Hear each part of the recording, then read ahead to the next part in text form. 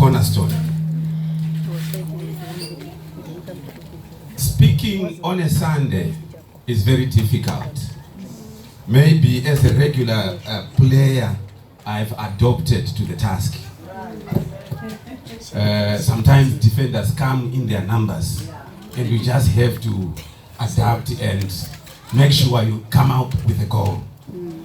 So now, speaking after great speakers who were before you, from Friday evening to Saturday evening, it makes my life very difficult because they have touched the theme, they have searched it, examined it, and they've presented everything to you.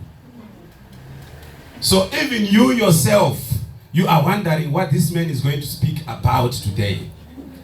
Let me remind you, for those who were not around, on Friday, we had Pastor Maposa, who spoke about rejection being so painful because it's an action that is taken against you by your own people.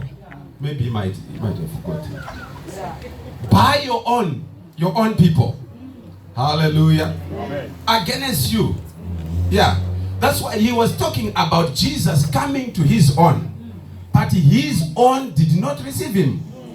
That rejection by your own people is really painful.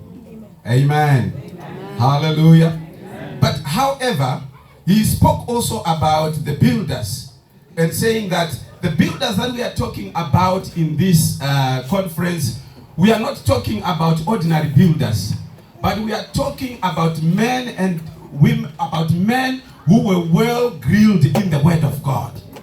The Pharisees, the Sadducees, the essence, whatever you want to call them, the Sanhedrin of the time.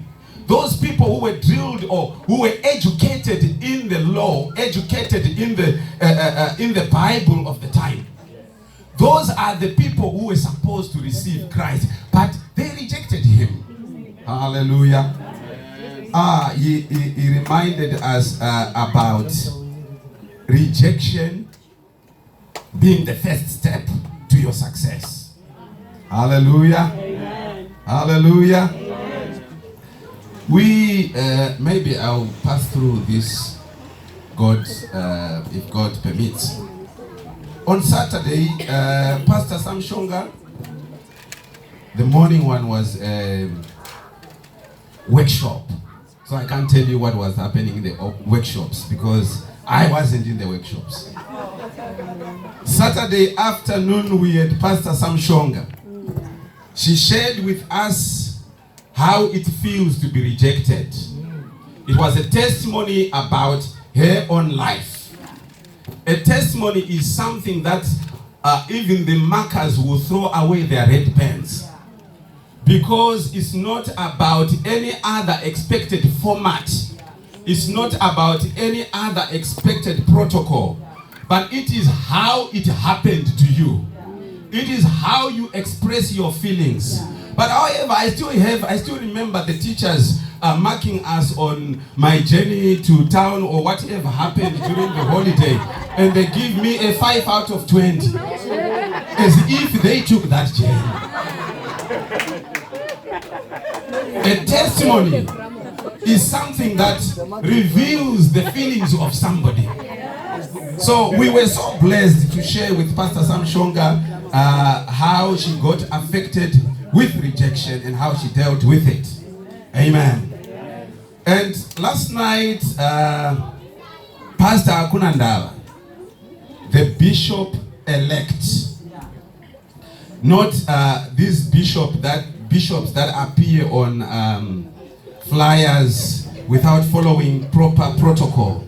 But this one is a bishop-elect who is waiting to be ordained by the Sanhedrin on the 20th of July so that he can operate in that office. And we can put his name on the flyer appropriately. Bishop Hakunandala. Yeah.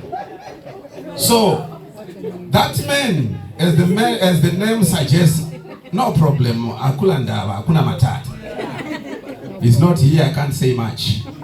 I just hope he's not watching on Facebook, because in this church we have a tendency of broadcasting things live. So Bishop Akunandava, let me go through what you said last time. He talked to us about the benefits of rejection. Although you are rejected, and although rejection is painful, but there are benefits. He reminded us that there are benefits in that rejection. So he said benefit number one, rejection means God is preparing a better platform for you. Amen. You are rejected and you are crying and you don't want to hear about anything else, and you think maybe God has forgotten about you, but he is busy preparing a better platform for you. Amen. Amen. Amen. Number two, benefit number two, rejection is a sign of future greatness.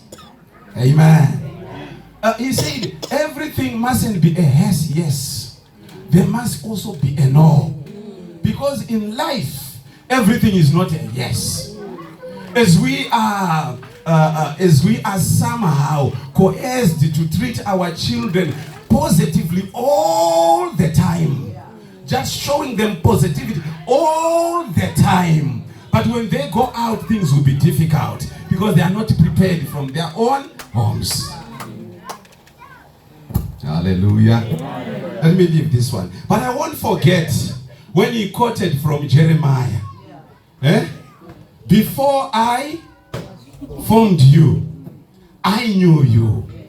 And as I stand here, I am a champion. I have defeated millions and millions of competitors. I will not go into detail about it. But as I stand here and as you sit there, you are a champion. You have won already. Hallelujah. Thank you, Jesus. So, preaching after that background, I don't know what I am preaching about. Hallelujah. Hallelujah, hallelujah. Right, so the theme of the conference is rising from rejection to chief cornerstone. Let me say, my time starts now. Yes, my time starts now. Just in case the alarm may go off, is what happened yesterday. My time starts now. Good. The scripture, the theme scripture from Hebrews, from Psalms 118. I wanted to find out more about this verse, because sometimes we have got different versions, and the people who wrote or who translated the Bible, they just wrote what they thought was right in translation, not what they think about what must be the Bible in translation regarding the words that they used. So I went back to the Hebrew Bible, and the Hebrew Bible reads, the very rock that the builders rejected has become the cornerstone. So in this verse, there is a rock and there is a stone. And I went to the English dictionary. It told me that there is a difference between a rock and a stone. Yes. One of the differences is that a rock is larger than a stone. The second one is a rock can either be hard or soft, while a stone is just soft. A stone is smaller, a stone is just hard. A stone is smaller. That's why it can fit in your hands.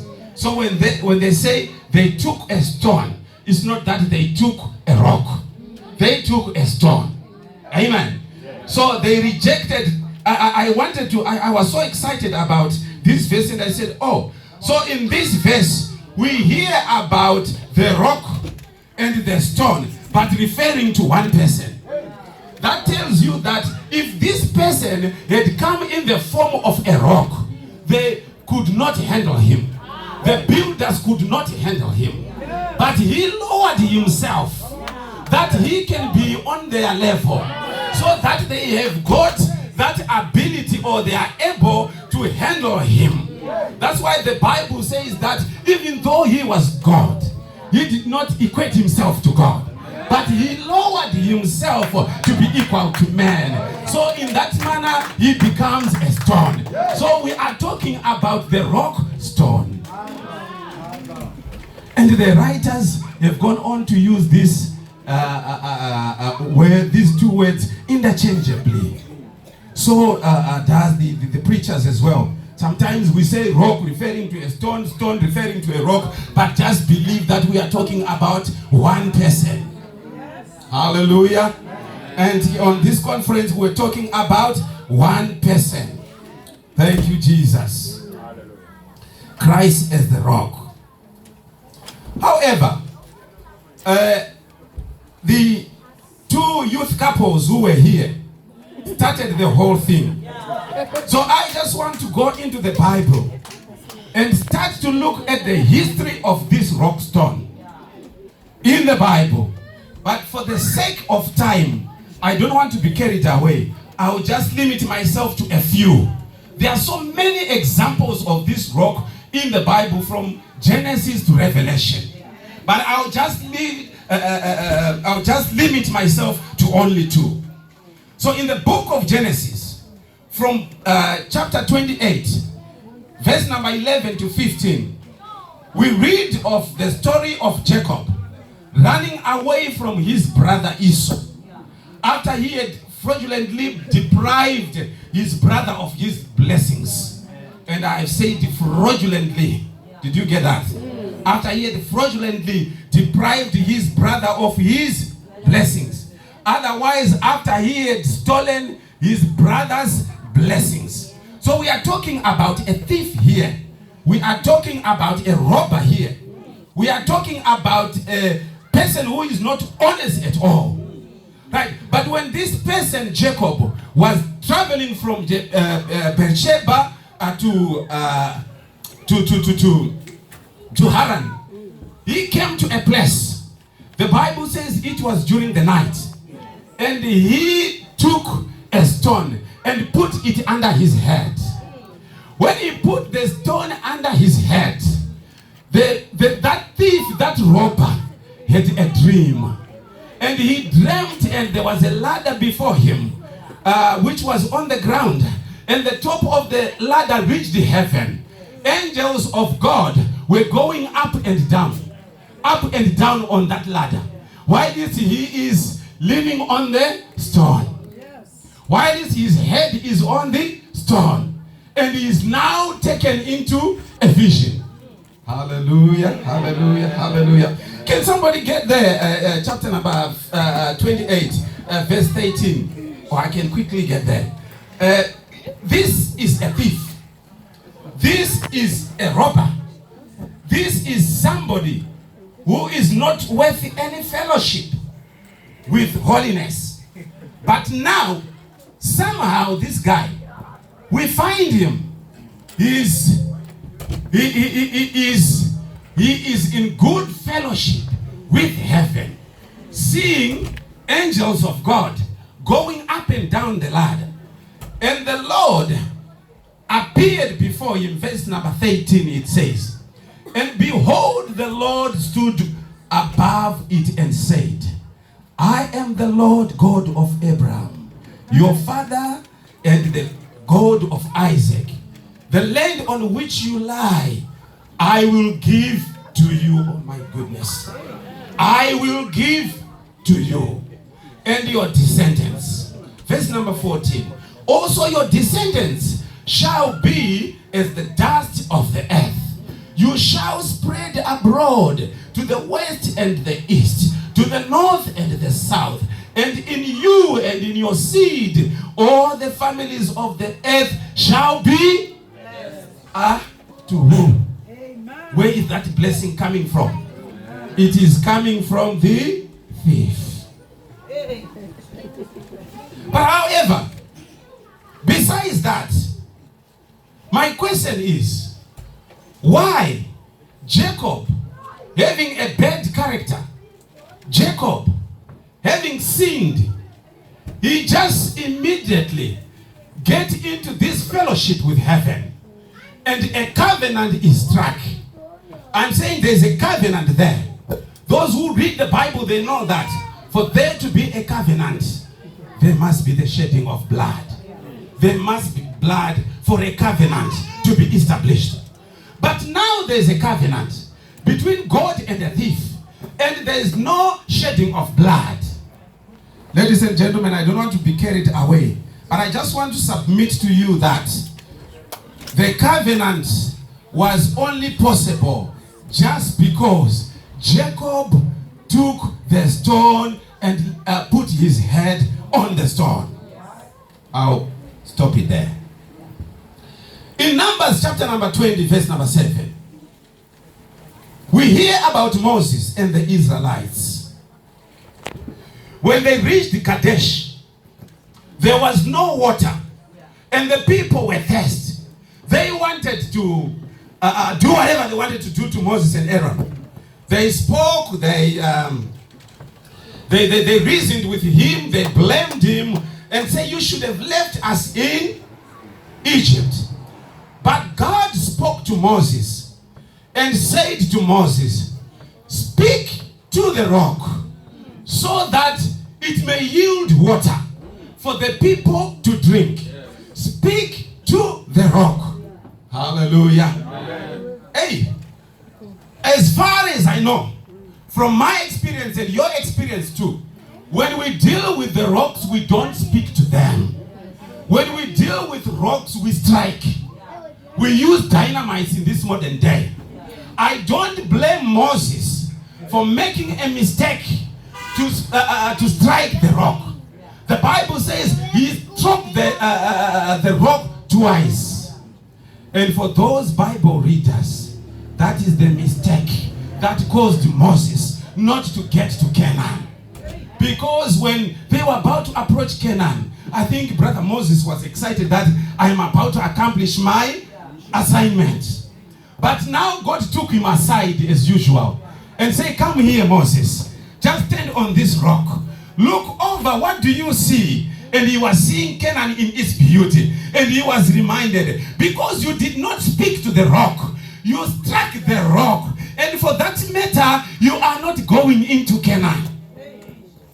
And my question is, if it was an ordinary rock, if it was a mere rock, why would God deal with Moses in this manner? I don't want to comment about the manner, but in this modern day, they will be saying it's unfair. But my question is, if it was an ordinary rock, why would God take that as a reason for Moses not to enter Canaan? And I would submit to you, that rock that was beaten by Moses, was struck by Moses, was not an ordinary rock, but it was Christ himself. Hallelujah. Praise be to God. There are so many stones. I don't want to be carried away, and I don't want to deviate from the theme conference, the theme of the conference. I will not talk about other stones that you may read in the Bible. In the book of Joshua, you hear about Joshua. When his enemies had come against him, he fought them. Some of them went into the cave. The Bible says he ordered his people to put a stone. When the enemies were coming towards him, were fighting him, but they are now in the cave, he says there are so many of them who have got another business to do, but at the moment, just put the stone at the entrance of the cave so that I can carry on and do my business. I will come back to that later. I want to submit that that was not an ordinary stone. Hallelujah. Hallelujah. I will not talk about the stone that David used to strike Goliath. I don't think it was an ordinary stone that penetrated all the protection that Goliath had and killed him at once.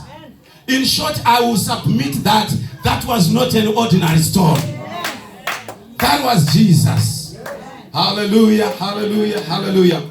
So we are talking about the stone. And this stone, even in the New Testament, you hear about Jesus.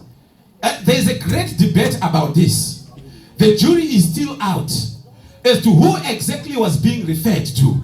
In that chapter of Matthew chapter 16, when he said, "You are Peter, and upon this rock I will build my church. The gates of hell shall not prevail." The jury is still out. They debate. Some are saying, was he referring to Peter? So Peter is the rock. And his name says he's the rock. But Jesus said, "I will build my rock." But somebody told me that if I was built upon Peter, I wouldn't have been what I am. But if I think I'm built on Jesus. So I'm what I am because I was built on a unique rock. Hallelujah. It's not the time for that debate. You know, John in Revelation says, "I saw a white stone." Hallelujah.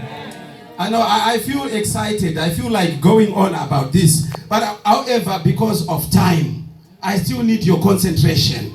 I don't want to preach until you sleep. But I need your concentration. I will leave the stone and its beautiful CV and go to the other group of people that was referred to in this scripture. Pastor Maposa talked to us about the builders at the time of Jesus. The Pharisees that I said, the Sadducees, the Essenes, the Zealots, and the Scribes. There is a hymn. While it's my readers preparing to read from Exodus chapter number 31, verse 1 to 5. There is a hymn that was written whose words are, "I am building a people of power. I am building a people of praise that will move through this land by my spirit and will glorify my precious name." Hallelujah. We're talking about the builders. As we are talking about the builders, the scripture from Psalms said, "The stone that was rejected by the builders." Right. So we want to see who are these builders. We have seen the builders, or we have talked about them as the Pharisees, but it doesn't end on the Pharisees. But the builders would refer to anyone given that responsibility by the master builder himself. Are you there? Stand up and read for us. Verse number 1 to 5. Exodus chapter number 31. Yes. Yeah. Then the Lord spoke to Moses, saying, "See, I have called that by name Bezalel, the son of Uri, the son of Hur of the tribe of Judah, and I have filled him with the Spirit of God, in wisdom, in understanding, in knowledge, and in all manner of workmanship, to design artistic works, to work in gold, in silver, in bronze, in cutting jewels, for setting, in carving wood, and to work in all manner of workmanship." Go to verse 5. All right, up to all manner of workmanship. Yes, you can end there. So you can see here during the time when the tabernacle was being built, God himself is the master builder. He designed a plan, but he assigned that responsibility to other people. In other words, he delegated the duty or to build to people. So those who are into management scholars, they know that with delegation, it is accompanied with authority, responsibility, and accountability, my sweet love. Authority, responsibility, and accountability. So in this manner, I just want to touch on one thing that we heard from Exodus.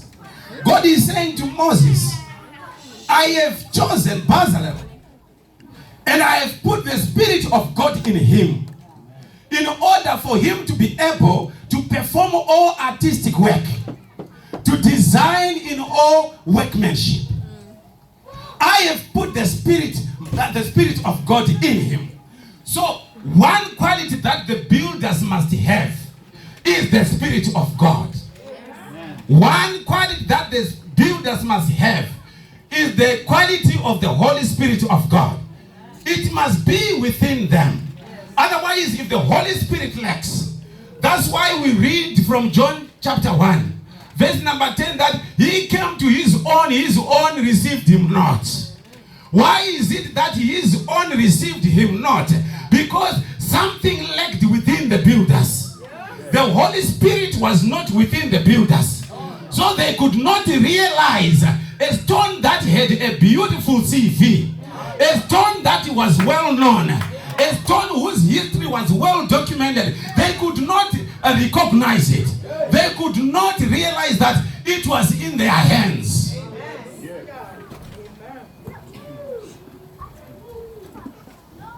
The builders never ever realized. They stuck to what they believed. And they dealt with him according to their belief. But if they had that what was Bezalel given, they would have seen that this is the chief cornerstone. They would have dealt with him like that from the beginning. But they waited. They threw him away. So just like you, as this conference has established that you are also a stone who has been rejected, which I'm not dealing with. You are also earmarked for higher positions. You are also earmarked to be a chief cornerstone. But you as a stone have passed through so many builders. Some of them lacked this quality. And in that process, you were hit hard. In that process, you were rejected.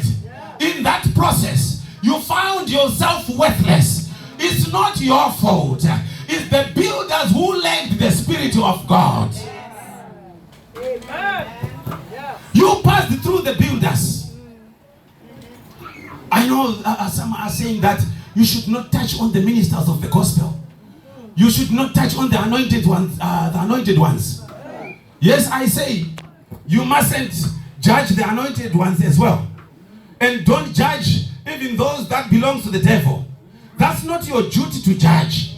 But your duty is to examine. To examine the spirit that the builders are operating with. Amen. Do not judge the anointed of God. But you can examine the spirit that the anointed of God are operating with. That the gospel clearly commands you to do.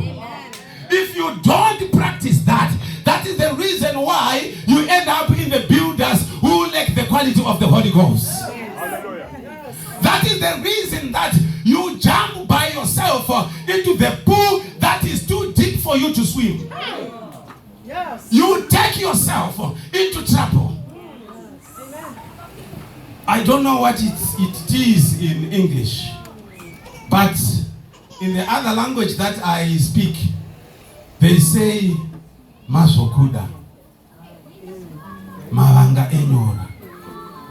You know, that's tongues, yeah?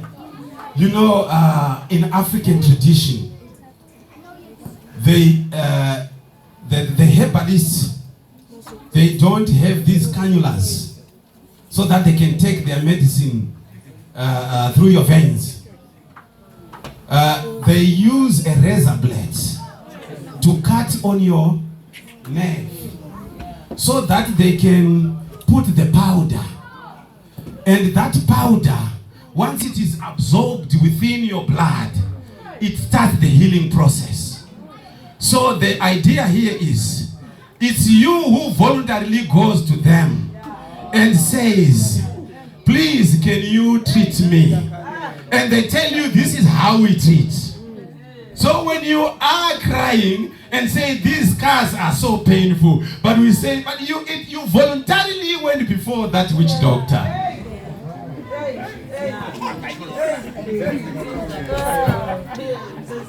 Ngesintu phela khuluma sizwe umzenza khalelo Umzenza akalelwa. One who has done things for himself. Pastor. Okay. Hey, khuluma sisi. Umzenzi akakhalelwa. Umzenzi akakhalelwa. Ukhalelwa umenziwa. That's what it means. That's what it means. You heard it right. So the Bible says, examine every spirit. There is a debate, or we can speak the whole day, about people whom you think, oh no, I think that child should move away from that group. In other words, he or she will get damaged.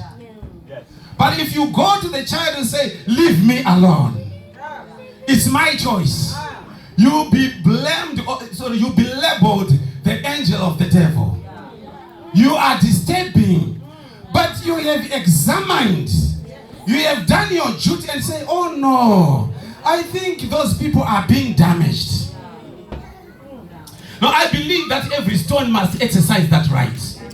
Every stone must exercise that right. Because there are so many of these builders with different titles that are coming from Ephesians chapter number 4, which reads, he himself gave some to be apostles, some evangelists, and some pastors and teachers. And verse number 12 goes to say, for the equipping of the saints, for the work of the ministry, for the edifying of the body of Christ. Then you realize what we are doing here. Are we equipping the saints? Are we rightly equipping the saints? And the saint must ask him or herself, am I being rightly equipped? Because Christ says you should examine every spirit. Amen. Hallelujah. Hallelujah. That is the reason why when you are rejected from there, you now carry the rejection placard. You wave it to the world and say, I've been rejected. I thought I was doing this. Let me tell you this. We spoke about rejection, and the rejected having that ability to become a cornerstone. But not all the rejected will end up being cornerstones. Not all the rejected. I want to balance it. Yeah? Because throughout the conference, we were told rejection is the first step to success. But not all the rejected will succeed. Not